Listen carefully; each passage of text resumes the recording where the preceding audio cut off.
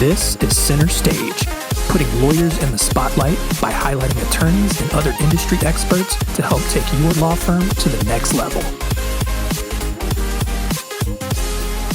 All right. Hey, Kristen, how's it going today? Glad to have you on. Going great. Glad to be here. Awesome. So for those listening, so Kristen and I go back. We've known each other for quite some time now, really since the infancy of my own business, Spotlight Branding. And I got Kristen, I guess, so we met when you worked for How to Manage a Small Law Firm years ago. What do you recall about that? Wow. Well, I remember us sitting down on a couple of armchairs in a hotel. This must have been, I don't know, 2013, 2012. I don't know, a long time ago. I mean, we've known each other a long time. And I remember when you were just getting this all going and we sat down and we just started talking about your business and talking about helping lawyers do some of this stuff that you and I both realized they need the help, but they didn't know what to do. And so that's one of my fondest memories of when you were first starting out and brainstorming your welcome box and the poster and the 10 points to put on the poster. And I remember one of my happiest parts was a year later, you sent me a welcome box and it had the poster and everything. Oh, yes. And I was like, yay. Yeah, gosh, I have to dig up the archives for that. But we were trying to build the 10 commandments of lawyer marketing and stuff like that. And, I think what became apparent to me early on was your passion and your understanding for building systems and processes in any business. It certainly influenced me. And here we are with, a 7-figure marketing firm for lawyers all this time later. And certainly your advice influenced that. But what I'll never forget, and it's really the premise for our whole episode today, is you sharing with me, and I also remember with the room, because I remember you getting up on stage talking about it, how you owned a law firm, you built it, you sold it. The thing that stood out to me is that your actual operations manual, you said, was a 6-figure negotiating point, right? It was $100,000 negotiating point just for that one asset. It was about an inch thick. That one asset alone was just huge. It was what made the whole business turnkey. So what I would love to do today is really dive into, so I know you don't just work with lawyers, you work with other professionals, doctors, dentists, so forth. But I think we're going to find as we're talking, as our audience is listening, is that any of those industries, the principles when it comes to building processes, documentation, systems are the same. I think I'm going to operate under the idea that everyone knows they need to do this, but I don't think they realize just how crucial it is. And it constantly gets put in the back burner. So let's just kind of start off with giving everyone a little more of your background so they can understand why the heck they should listen to you in this, because I know you're awesome and I know you know what you're talking about. But can you give us a little bit of your background, the quick story on you building and selling your law firm, and then also what you're doing now? Absolutely. So I used to be a trial lawyer defending lawyers in legal malpractice cases and doctors and dentists and chiropractors in medical malpractice cases. And while I was a great trial lawyer, I didn't know how the hell to juggle all the parts of running a business. I was having such a hard time. And I kept thinking there had to be a better way. I was working 85 hours a week, taking home way too little money, no judgment zone. In the early years, there were times I was using one credit card to pay another credit card. It sucked. And I finally learned how to write a business plan. And we doubled in 9 months. I went from $350,000 to $700,000, reworked the business plan, doubled again to 1.4. But the best part of that is I learned how to build systems in my business. Okay. I literally, I sat down and one summer for 6 weeks, did nothing but worked on the financial systems manual with my bookkeeper. Every detail of how money comes in, how all the processes for money going out, accounts payables, we streamlined it. We talked about all the reporting and how to create these cash cushions and floors so we'd know when there was a problem. And I've got to tell you, it was such a reward to know that was done. And that if anything happened to my bookkeeper, like the business was still going to be stable, especially as I started doing like 80,000 a month and 90,000 a month. It was like, you've got to be a good money manager. And I felt internally so good that we'd finally documented all those processes. So yes, we found that it makes everyone be able to work more efficient. They have confidence in what they're doing. And so the workflows in the technical, like with the legal team, all the checklists, we did a lot of litigation. So it was a lot of, depot prep and, before we filed court documents, checklists. And we just started creating the systems everywhere in the business. And that's what gave me my freedom. I hadn't been able to take a vacation, Mark, in years. And I finally was able to take 3-week-long vacations. And my business would run better when I was gone than when I was home. Oh yeah. For those that don't know, I took an entire month off in December of 2019. And I told my team, I said, you only contact me for 2 reasons. If we get sued, or if like the building's on fire, you know what I mean? I said, if somebody quits, hire somebody. I even had someone manage my email for me, so I didn't come back to a bunch of email. And I literally came back and no joke, I come in and on my desk is the first ever book published by Spotlight Branding. Like someone on my team went ahead and published a book. And then I also had a memo on my desk that said that our company had switched to flex schedule, which was like a range you could come in the morning and a range you could leave. But it was okay. Like I gave my team the authority to make the decisions they thought were best, but it was really funny because I came in and had these things on my desk. That's awesome.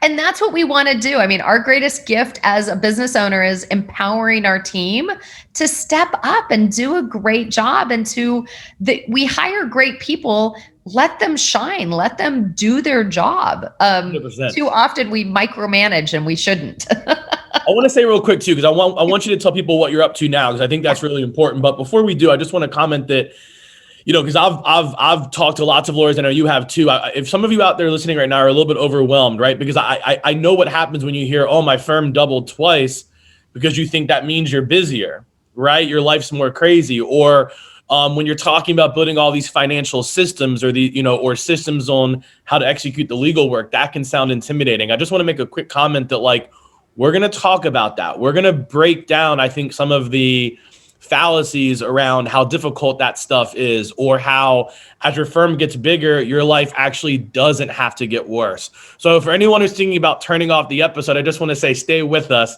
because all of those don't have to be that way. And Kristen and I both have literally seen hundreds of solo and small law firm attorneys do the stuff we're talking about. So hang with us. But Kristen, what are you up to today? Because I think that's so you sold your law firm, right?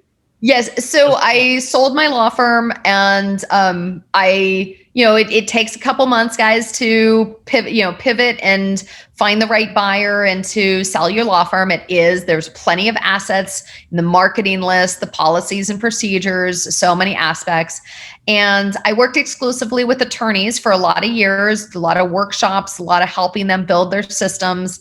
And so many of the doctors and other folks in my life were like, when are you going to come help us? And so we started Up-Leveling Your Business in August of 2019. We immediately, like all business owners, you got to get scrappy in the first couple months. And, I started at $0. And so the goal in month 1 was just to get to 10K. And the goal in month 2 was just to get to 20K. And I was hustling my ass, selling, doing some of the plans that I made didn't work so well. In the beginning, I had a virtual assistant and myself, right? Like you got to start somewhere, guys. And by January, 6 months later, we were up to 4 people. And I was, kept selling, kept hustling. By July, we had our first $100,000 month. And we're building a multi-million-dollar business. And so you create the business plan of, okay, how do I want to grow this? And in plain English, how is that going to happen? But one of the key parts is you've got to surround yourself with great people, and you've got to, in order to let those people do a great job, you've got to have the systems. You got to give them clarity on what do you want them to do and how do you want them to do it. Otherwise, you're going to end up with a bunch of chaos going on. And no judgment zone. I too once acquired used the hire and hope strategy. Hire and hope to hell the person knew what they were doing. Not a good strategy, I will tell you. And so now these days, Mark, one of the things we do is we sell a bunch of systems packages. We also have a monthly coaching program, and I have now 8 amazing coaches on our team. But the systems packages are, some are related to like the financial systems manual. Some are related to a position, like how to hire, onboard, and work with a marketing assistant. How to hire, onboard, and work with a client happiness coordinator. Right. But what's key here is you're not just going to teach, so lawyers, doctors, dentists, a lot of white collar professionals can hire you, not only teach them how to do these things, but you'll actually help them build a system that they can repeat and execute, or that their staff can repeat and execute in their business. Yeah, I mean, so like the systems packages we sell come with like the videos so that the owner, the admin can watch them, but also like the marketing assistant can get in and watch, or the executive assistant can get in and watch. And all of them come with at least a 25-page policy and procedure manual. So like we give you in Word, like I'm a big fan of, hey, everybody, don't reinvent the wheel. Why would you waste 15, 20 hours reinventing the wheel? Like start with what other people have used, and then just tweak it and fine tune it. Like totally a much better strategy. Absolutely. And I think in the tweaking and the fine tuning is where you find where you kind of put your unique kind of angle or brand on something, right? And a lot of that has to do with the culture that you're building, right? Like some people really want that collaborative culture. No offense, but some people have more of a dictator type of culture. Often that has to do with the owner's leadership style. But as you fine tune it, sometimes you're very adamant about how you want things done. And some of that is, especially in the legal world, I can attest to this. You've been burned by what maybe a paralegal or somebody has or hasn't done in the past, or with something not getting filed timely, and then you get yelled at by the judge or whatever happens. And so sometimes you're very meticulous. Thou shalt do everything on this checklist. Other times they're like guidelines. Yeah. Well, I think so I love that, because where I'd love to go, and we don't want to, I already don't expect people to want to listen to hours and hours worth of systems talk. And come on, it's fun. Well, you and I could. But let's try to spend, the next 15, 20 minutes trying to give people the best value that we can, in some examples of this, right? Because I think there's a lot of intimidation around this. Yeah. And the first thing that just came to mind for me is, and not that there's an exact pecking order to this, I don't think, but the first thing I think is understanding the different kinds of, because like words like systems and processes are thrown out, right? So like there's checklists. Yeah. Then there's, entire like long procedures. And so kind of like, how would you, like, can you kind of simplify for everyone kind of like how to understand what we're even talking about when we say SOP, standard operating procedures? Because I don't even know that some people think that a checklist is that, where do I have a checklist, and where do I have more lengthy things, and how do I organize all this? How do I even decide where to start? So just kind of, simplify this for us. Absolutely. So when we talk about systems, we're talking about the combined factors of having several things that all come together to make a thing work really, really smooth. So you have a policy, and in like the financial systems manual, you might have 8 different chapters, and you have a policy at the beginning of each chapter. The policy is the why do we do it this way? And when you talk about why you do it this way and you explain it, you also need to tell the reader what's in it for them. This is what gets the buy-in, because we've all been victim of having someone shove something down our throat. Do it this way. And we're like, but why? Like, give me some context. Like, what is this part of? So the policy is the why. Okay, now that's actually really interesting even for me, because one of the first books I ever read was E-Myth by Michael Gerber. For those that haven't read it, it's an entire book about the importance of systems in your business. And going back to that point earlier about being afraid of your business growing and your life getting worse, that book kind of speaks to that specifically, about how when you build your business through systems and scaling it, your life actually gets better. But even as me, someone who I feel like has been indoctrinated with that from day one, I'll be honest, even what you just said was kind of inspiring to me, because I still approach my documentation and my systems as more of a how to, and I don't think I have a lot of the why. So, and it's sometimes it's two sentences. The why just needs to, it's that quick preface. It's the goal of the business to send out invoices every single month so that we get paid and we can stay focused on doing the part we love, which is helping our clients move forward, right? You're quickly tying it together for the reader so they understand this is important because this, and this is how it's going to make your life, impact you. So yes, an E-Myth, one of my all-time favorite books. Mark, earlier or last year, I wrote a book, Up-Level Your Business, Up-Level Your Life, on the 4 pillars of successful business management. And it literally says on the back, I wrote this book as the book that I wish somebody would have given me. And it's inspired by E-Myth. If you love E-Myth Revisited, Profit First, and Built to Sell, those are all systems books and money systems. And those 3 books were such a big influence to me and building the businesses, successful businesses I've had. They all 3 went into my book.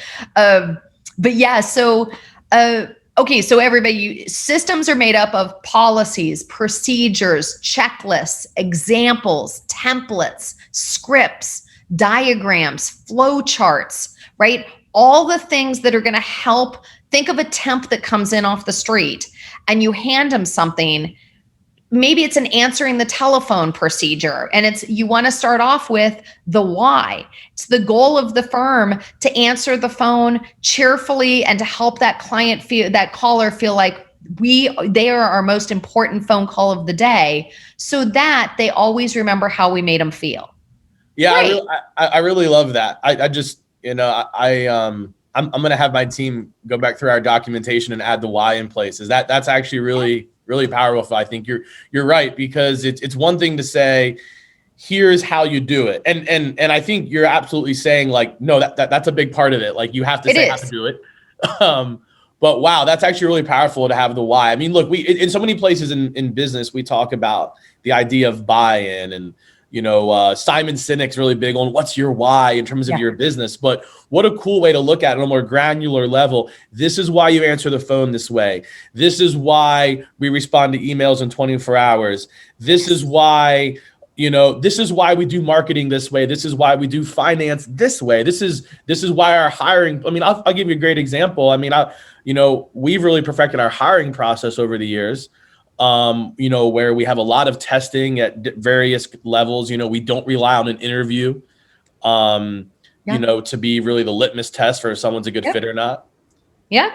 And I have great documentation on all of these steps. We do all these little things, like we tell them not to click the apply button on the website, but instead to send an email to, and that's to make sure they actually read the job description. And then we send them an at-home quiz, and that's to test their actual abilities. And then we have an in-person quiz when they come to do the interview. And the thing is, I have an entire section that basically would tell anyone in my company how to execute this if they were hiring.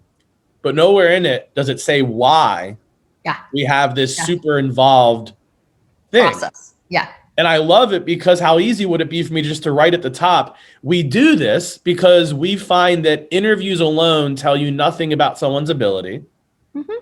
And so we have to test their ability. And second of all, we do this because most people don't read the job descriptions. So, we want to limit our applicants to those who we know actually read the job description. That would be so easy. But now someone on my team executing to what them seems like a super involved process, it gives them a little more belief, right? Yeah.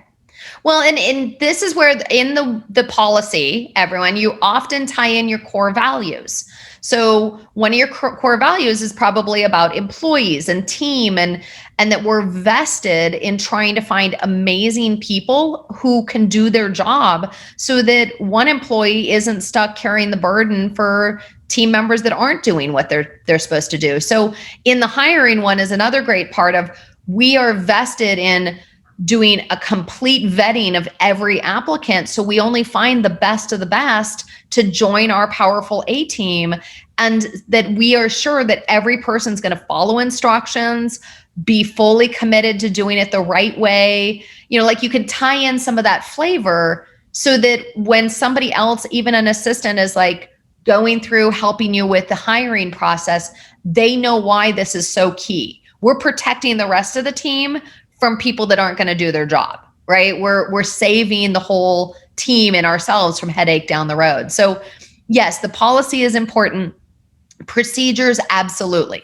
We have to have, think of the policy of almost like the, you know, a small country, and this is the outline of where the country, you know, the lines are of the country, the outer perimeters. And then the procedures are the exact things in the middle, like the how to, you know, how to answer. So in the general admin systems manual, there'd be how to answer the phones, how to do email, how to manage snail mail, how to communicate with the team, right? Those are all very specific procedures or components within the bigger system.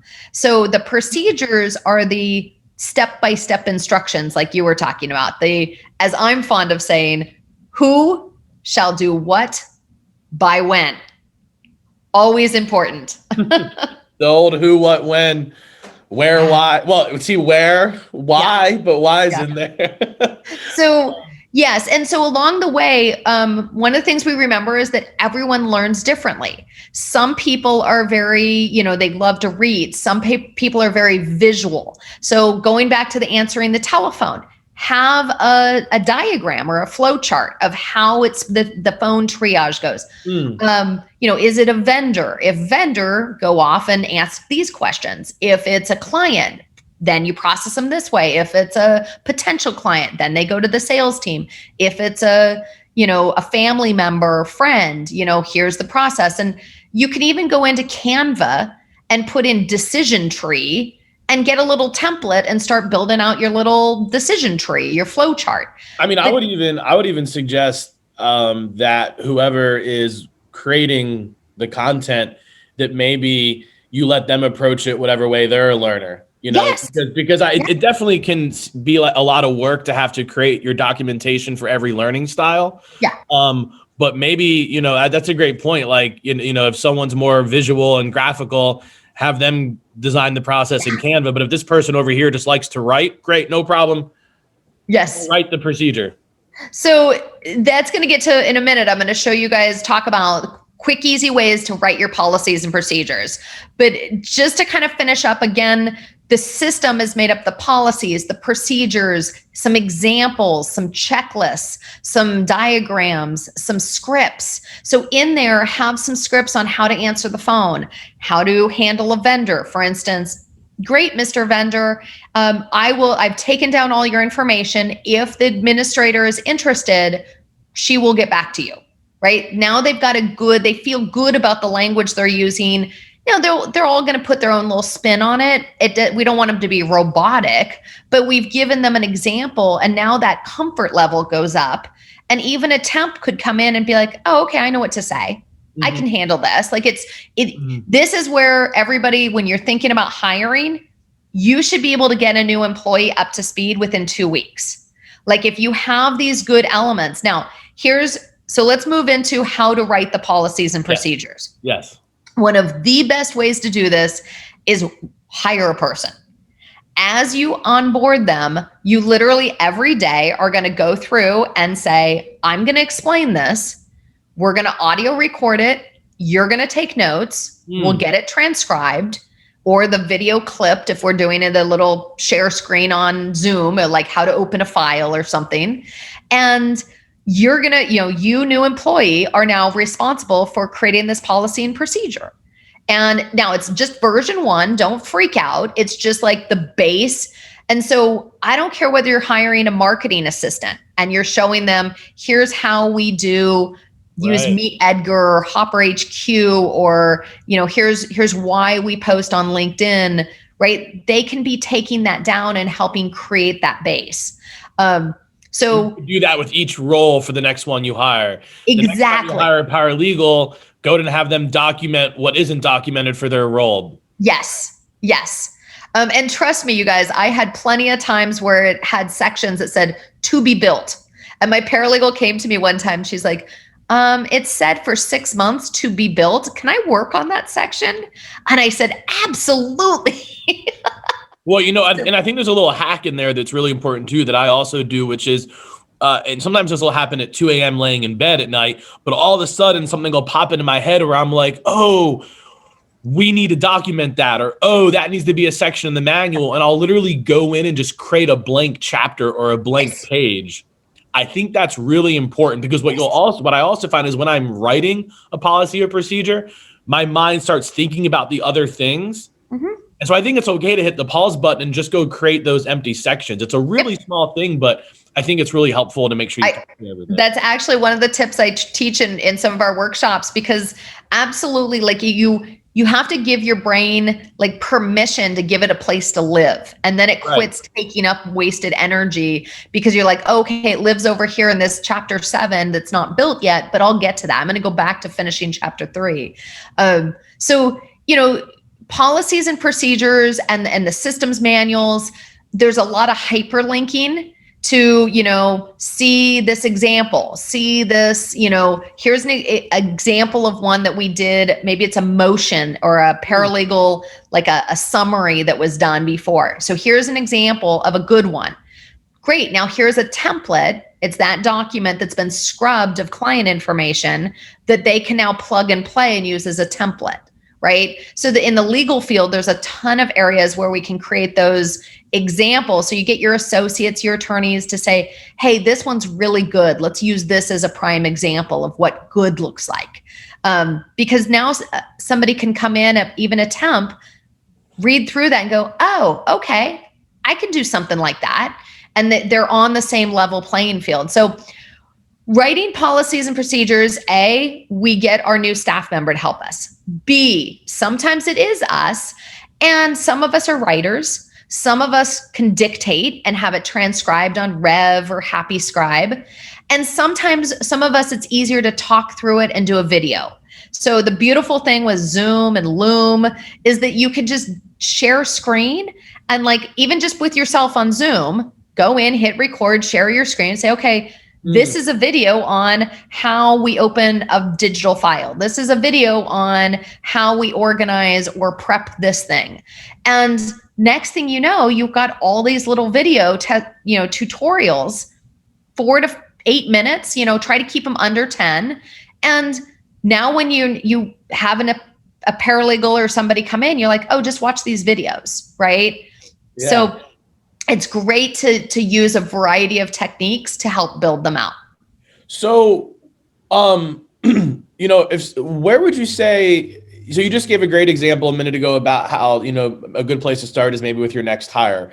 But also to kind of, what's just the best place to start in general, right? Like if someone's got really nothing documented, and let's say maybe they're not hiring anytime soon, would it be fair to ask like what almost like order of importance is, or like, is it by role? Is it by department? Like where would you start? So let me tackle that in 2 ways. So the first one is we promote, and this actually came from a webinar I did last year where people asked that, and they said, can we just see your systems manuals, like the tables of contents? Because organization is one of the biggest factors, fear factors, where people are like, where do I start? Right? So let me just walk you through what I believe are the 7 manuals every law firm needs, every business needs. All right, love it. Number 1 is the general, everybody in the office gets volume 1. It's like who we are, our brand, here's how we communicate with clients, here's how we communicate with ourselves, like with the team. Things that apply to everyone. Things that apply to everyone. Volume 2 is back office administrative manual. So these, this would be everything from like a receptionist or an admin person. It's like, how we order supplies, how we manage things. This would, for the admin, it would be more the hiring, the firing, right? All of those procedures that you don't need your technical associates, paralegals watching and reading. Volume 3 would be more the technical manual. The A to Z, like in my law firm, it was A to Z, how we got done every part of civil litigation from the minute we got the case all the way through follow up after trial. So technical is not tech. No, it's technical, meaning like lawyers have the legal manual. Executing the work, executing the service. Yes. Okay. And then operations, would that be different? Well, so operations tends to be more like day-to-day operations where it's like, here's how we open the office and order supplies. And that's a little more, I call admin operations. Okay. Just call volume 3 if you're a lawyer, it's the legal manual. Right. It is like literally, this is how we execute this type of case. Yes. From beginning to end. And so you might have different chapters. Like in the beginning, it's like, we always are proactive with calendaring deadlines and reminders to make sure we move the case forward. We always manage our calendar and be proactive. We always do this. And then chapter 4 might be, here's how we do a contract case. And here's how we do, like my litigation case, it was like 52 pages for that because it was like every little thing. So depends on how many practice areas. Sure, I think it's important that everyone knows it. I'm sure it didn't start at 52 pages. No. Yeah. No. I think there's definitely a value here to like just push the start button. Yes. Right. You'll add hyperlinks as you go. You'll add pages. You'll add videos. Like just get started. Right. And your associates and paralegals. I mean, so this was actually part of their job description. And in the quarterly reviews, that was a line item: policies and procedures, contribution, and compliance. And so we'd look at, okay, in the last 90 days, what did you contribute to the policies and procedures manual? And on the other side, it was, okay, are you complying with them? Are you following them? And then we'd make a plan for the next 90 days. What are you going to contribute? Making sure you keep them on task. So yes, your team is definitely involved in this. Love so that. Volume 4 was financial controls manual. Okay. So that was A to Z. You work with your bookkeeper on that. And that's just real quick. That's going to be also probably like, what reports do we generate? How often? Do we have a cash flow report? Yep. Might even have some KPIs for some of your financial goals. It even starts even more granular. It even starts with like chapter 1, who's on your team? Who's the financial team? And it's the here's what the bookkeeper does daily, weekly, monthly, quarterly. Here's who the CPA is and what their duties are. And here's when we work with them. Here's what the CFO does, so that you have that clarity to set the stage of who's doing what. And I would say, even if you're just a solo and it's just you or you and a very small team, you don't have all those people. You got a CPA. But if you don't have a CFO yet, you're the CFO, right? So even if it's just a chapter that says, I look at a profit and loss statement once a month. Yeah. And it might be just a bookkeeping is done weekly, Yeah, it's just a sentence that says, we do not have a CFO right now. We act as our own CFO. We hope to, down the road, get a CFO. And why? Because I can't afford one. Yeah. So I think the biggest thing is money in. Believe it or not, most attorneys I've dealt with, they don't really have clarity on how all the different ways money comes into the office, and creating the last thing you want to do is go on vacation and someone go, well, I have no idea how we get money in and deposited. You want to have that documented so other people can make sure we're always, I don't ever want an associate or someone saying, oh, I'm sorry, client, I can't take your payment. I don't know how to run the credit card machine. Bullshit. Great example. Everybody needs to know how to take the money. Example. All right, 5, 6, 7, give them to me. Okay, so sales manual. Like we need to have a sales systems manual. It's actually one of the ones we produced this last year, and it's been huge because sales is about preconditioning the client, which is the client mindset, and pre-screening the client, which is the law firm's mindset of, do we want the client? And those two things need to come together as, marketing does its job, but then sales has to make sure we're doing our job and we're only bringing in the right people. Otherwise, our legal team or our team is going to hate us because we're going to bring in a bunch of jerks. Okay. So, sales systems manual, it's 25, 30 pages. Don't think it has to be huge, but it's going to have those flow charts. It's going to have some examples. It's going to have the email sequence that goes to the client or potential client. Volume 6 is going to be the marketing systems manual.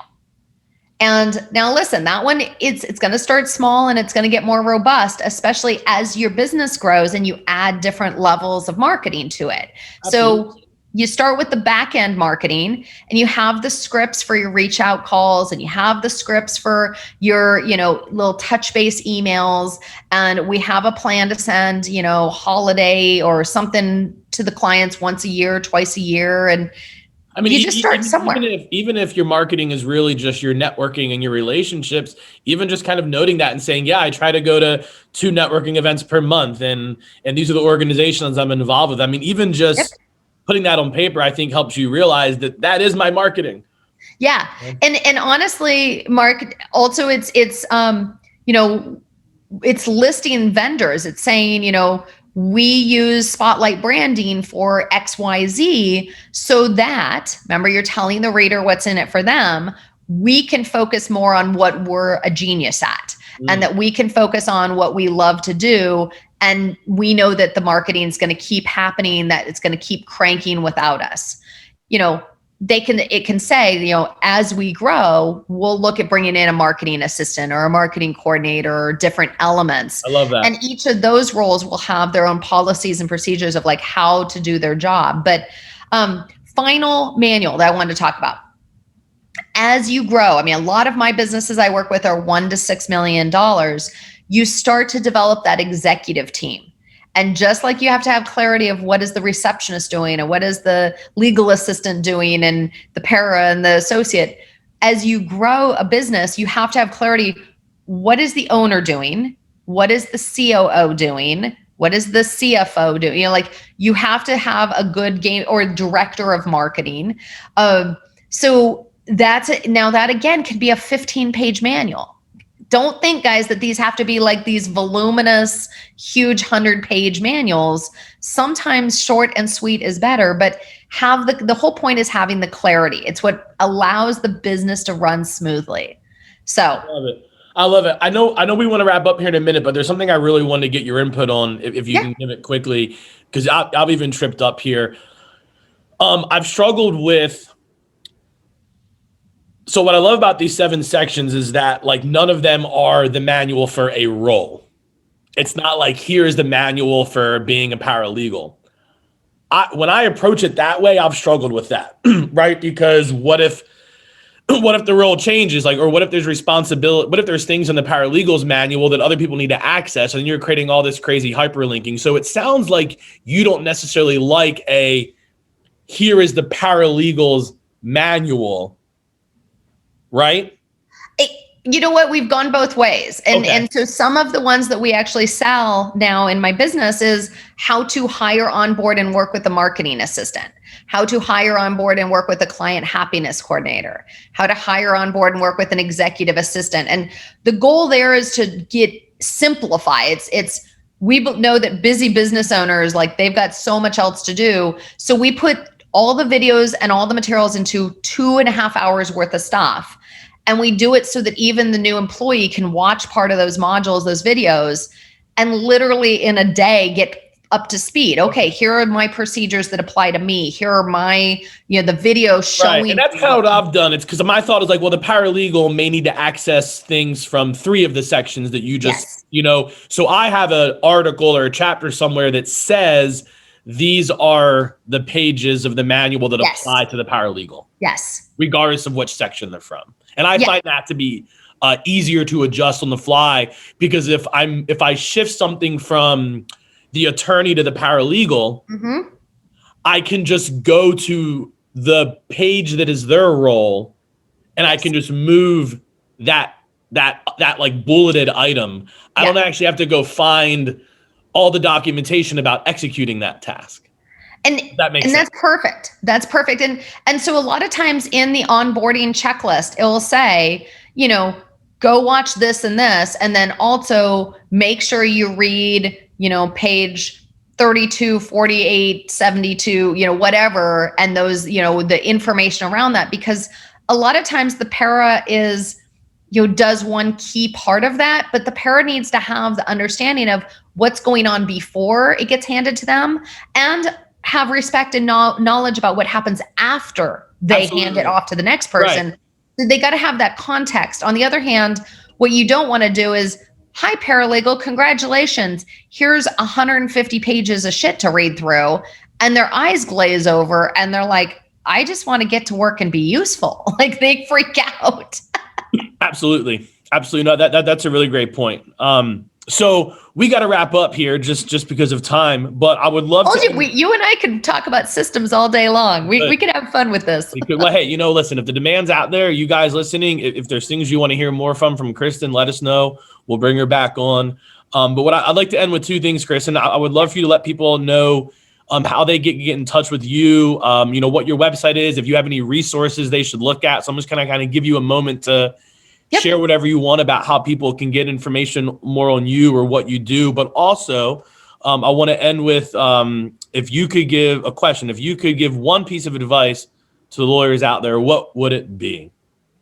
So okay, order you want to go about those in. But number one piece of advice, and that's funny because it's National Mentor Month. I was just on Clubhouse doing an audio room talking about, like, if you could give your younger self one piece of advice, what would it be? Right. And there was a couple things that we talked about, but it's, don't let fear stop you. Come up with like a minimum viable product or like a first step and just do it. Like, just, whether it's hiring an assistant or whether it's, doing a marketing thing, don't try to make it all perfect and think you have to know how to do it all. Just create page one. Yeah, just start with page one, just get started. So that would be my biggest piece of advice, is just get started. For resources, go to our website, uplevelingyourbusiness.com. We have an amazing resources page filled with videos, audios. There's like 6 or 7 free checklists, materials, block calendars. We are a big fan of giving. And we also have our number one webinar that's evergreen, is how to write a business plan in 60 minutes. And it comes with a business plan template. It comes with all the materials. And even if you want a call with a member of our team that will review your business plan with you and tell you what you need to work on and give you some triage help. Because listen, we are growing fast, and it's because people that resonate with us come and end up doing more with us. But even if we can just give people that first step, that leg up, that clarity, help them on their journey, like, we are on a mission to help business owners really thrive. And sometimes all they need is that first little step. And so that's why the website has so many free resources.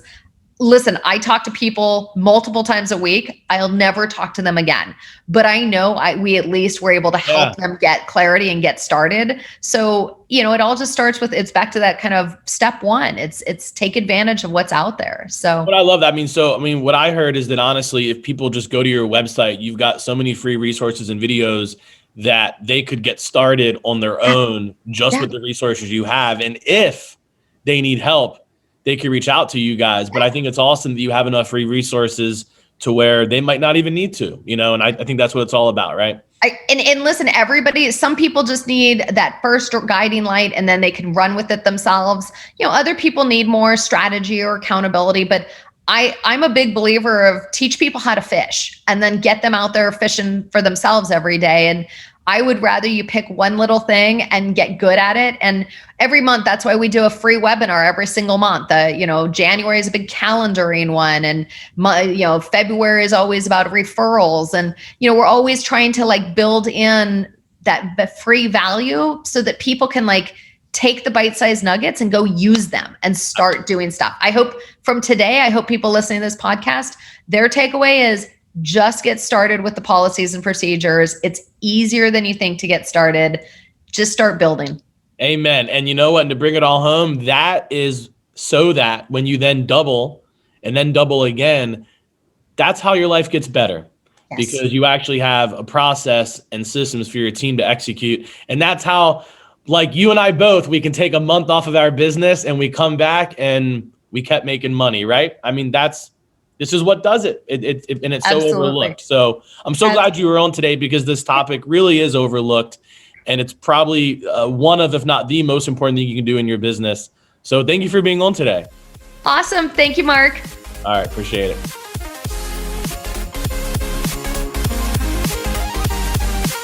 Thanks for listening. To learn more, go to spotlightbranding.com/centerstage.